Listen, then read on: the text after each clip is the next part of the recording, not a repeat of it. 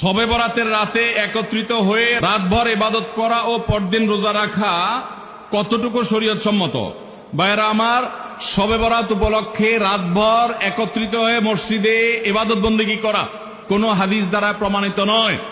এবং দিনের বেলা যে রোজা, এই রোজা শবে বরাত উপলক্ষে না, এটা হলো শাবান উপলক্ষে রোজা। এই রোজা হলো আইয়াম বীজ উপলক্ষে রোজা। নবী করিম সাল্লাল্লাহু আলাইহি ওয়াসাল্লাম শাবান মাসে এমনি বেশি বেশি নফল রোজা রাখতেন, সেই হিসাবে আপনিও রাখবেন। আবার আইয়াম বীজ 13, 14, 15 রোজা রাখতেন, সেই হিসাবে রাখবেন।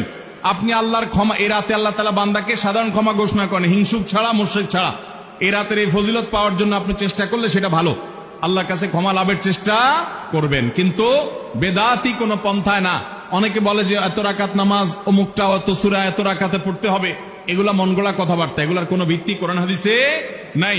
আবার অনেকে মনে করে হালুয়া রুটি খাইতে হবে, আতশবাজি করতে হবে, আলোকসজ্জা করতে হবে, শবে বরাতকে কেন্দ্র করে যা হয় তার বেশিরভাগই বেদাত এবং ভুয়া, মন গড়া ভিত্তিহীন, এগুলার কোনো অস্তিত্ব কোরআন হাদিসে পাওয়া যায়।